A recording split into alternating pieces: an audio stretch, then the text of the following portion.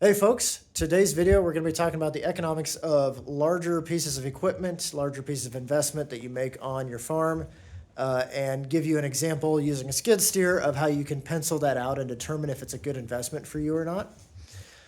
This video is inspired by a comment that I saw under somebody else's post with the goat page where they're moving some hay with a skid steer, and somebody commented, "How many goats do you need to pay for a skid steer like that?" And I've gotten kind of similar questions before, even specifically to the skid steer. I'm not sure that it's always being asked in good faith, but I think at least sometimes it probably is. And today, let's actually try to answer that question. How does an investment like this pencil out? So this video is going to have two parts. The first part, we're going to try to assess what is the actual cost of the skid steer. And the second part is we're going to say, okay, how do we see that as a net positive investment? And we're going to do math for both of those. So when trying to assess the cost of a skid steer, you might go, oh, well, I'll just call the dealership and get a quote, or I'll go on Tractor House or whatever, and that's the price of the skid steer, obviously. And that's actually not a very good way of thinking about it. This skid steer is an investment. It's an intrinsically bad investment on its own. If you just go buy a skid steer and put it in a shed and wait 5 years, you're just going to lose money on it. But you can turn it back into cash. It's an asset. It's equity. The same is true for like land and like portable buildings and stuff like that as well. The costs that you actually need to cover on your skid steer are three things. The first one is depreciation. That's how much value it loses just by aging, just getting older, as well as how much it's used and how well it's maintained affect depreciation. The second one is going to be maintenance, and we're going to include fuel in this. Again, that's affected by how much it's actually used, and that one varies quite a bit. Some years this thing just needs an oil change, and that's not very expensive. Eventually those tracks will need to be replaced, and that's pretty expensive. So you kind of have to do an average year over year is what you typically do. For me, for depreciation, on my taxes and everything, I do $500 per year on this. That's probably an overestimation. For maintenance, about $500 per year. That's probably about right, about in the ballpark. Again, it's nowhere near that when it's just an oil change, but if the tracks need replaced or if the final drive oil needs replaced, that gets more expensive. You have also your fuel costs in there. You also have other,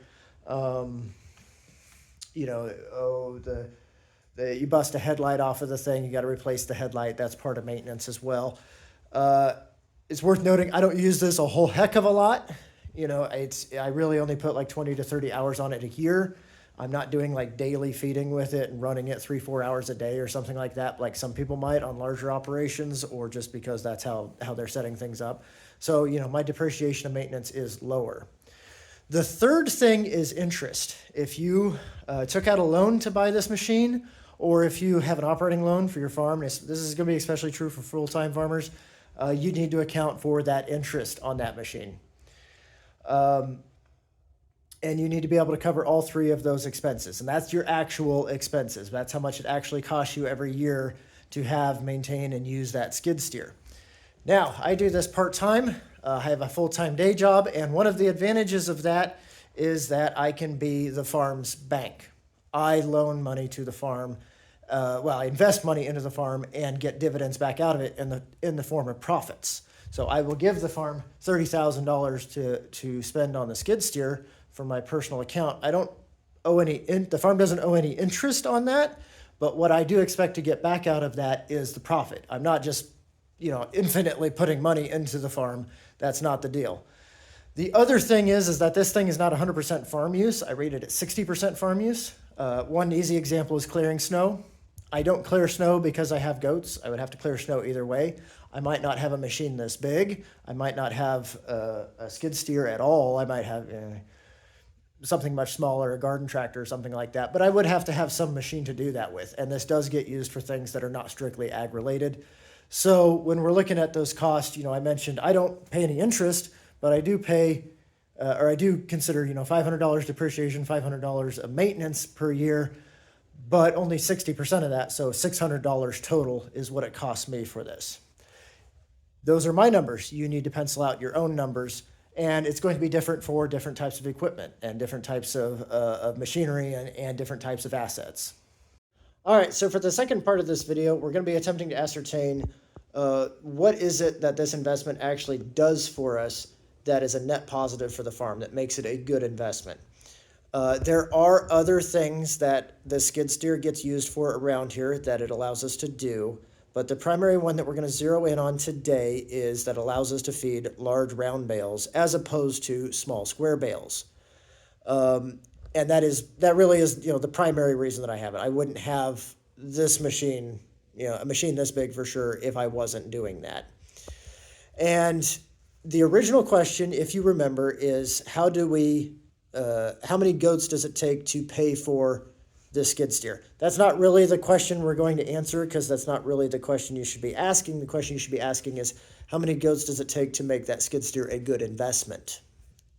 So as I've mentioned in other videos, large round bale hay is going to be significantly more cost efficient, more economical than small squares.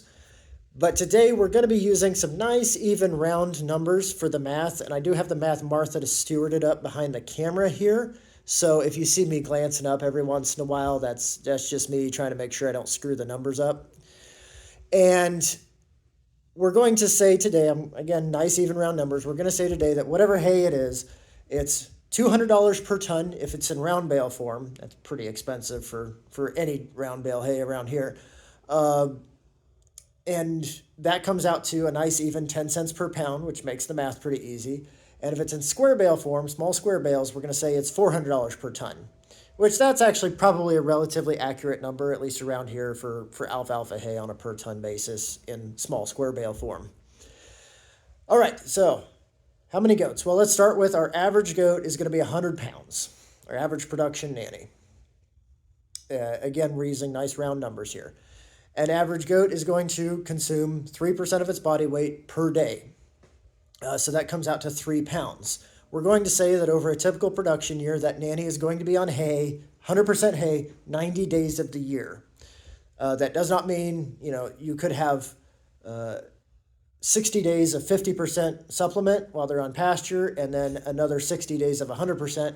And if you add that together, that's 90 days. So it doesn't necessarily mean 90 continuous days of 100%. It just means 90 days of 100% total. So if you're looking at that, so 3 pounds per day of round bale hay at 10 cents per pound is going to be 30 cents times 90 days comes out to $27. And we can do all that math again for square bales and just plug in 20 cents per pound, or we can just take it times 2. And we end up at $54 if we were feeding small square bales. So that comes out to, it would cost us $27 per head to feed small square bales per head for that 90 days of the year at $200 per ton.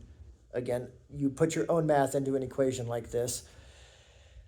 And if we look back at this skid steer here, we came up with $600 is the actual farm cost of running and maintaining and using the skid steer per year. So $600 divided by $27, because that's how much it costs us per head to feed small squares, you come up with 22 some odd decimal, a long decimal point number, and we can just round that up to 23. So at 23 head, this skid steer becomes, at least according to the plan, a good investment of commercial production nannies. Again, there are other things that the skid steer does around here. We can also pencil those out in different ways, but this is just one example attempting to answer the original question. If you are looking at this and going, oh, wow, I need to get a skid steer to feed round bale hay, you should, again, do your own math, but there are other alternatives to buying your own skid steer. You could rent or borrow one from a neighbor, or even just directly pay a neighbor to come move hay for you with a skid steer or a tractor. Another option that you could do, and this is what I did for the first couple of years when I was, got out of college, got out of the Army, and was getting back into goats. I didn't have a machine large enough to actually move round bales with, so we used a bale cart behind a pickup truck. And I mean, it works. It's clunky, it's slow, it's kind of dangerous. They're definitely a lot cheaper than a skid steer in like every way, like both initially and your maintenance and depreciation and everything are quite a bit cheaper. So there's definitely some pretty big plus points to it. But I did want to throw that out as an alternative to having a big piece of equipment like this. All right, so that's the numbers. That's the math. Using our little fictional set of numbers that we plugged into it here, we came up with 23 head. If I do the actual math using my actual numbers, it comes down to like 18 head, so it's not significantly different. But you can do similar math on your own. That's the whole idea here, is to hopefully give you inspiration and teach you how to do these things on your own, not just like, oh, I say it's this or I say it's that, so you should do this or do that. That's not the type of channel I'm trying to run here. So hopefully you got something out of this video. If you did, give it a like, leave a comment. Don't forget to drink water and take care of yourself.